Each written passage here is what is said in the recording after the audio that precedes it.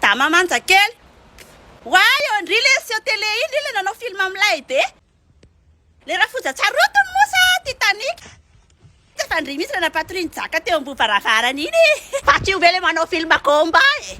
Ty manao film combat zany fa io ary madama tsara fanahy kely ary marainy tena dia mandeha zary ty no nahitana azy voalohany. Io madama mba avy ty voanjoko ty fa tsy nalafo mihitsy ah.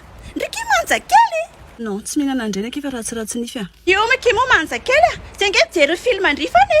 Ao aloha mba dimanjato ary fividianako lasopy etsy aky ah. Zay nge kifa tsy nihinam-bary tsony miandro fividianana amin'ny 2023. Lazaoko izy zareo avy ataona loloha le propagande dia mba mizaha vary sy menaka izy alohan'ny krismasy.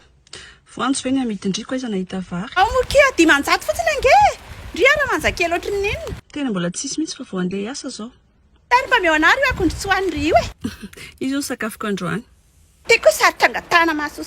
Ampafiry mba manana akondro ty dia miseho amin'ilay. Hitako tena ratsy tarehy be, ratsy saina. Be moto maso be day.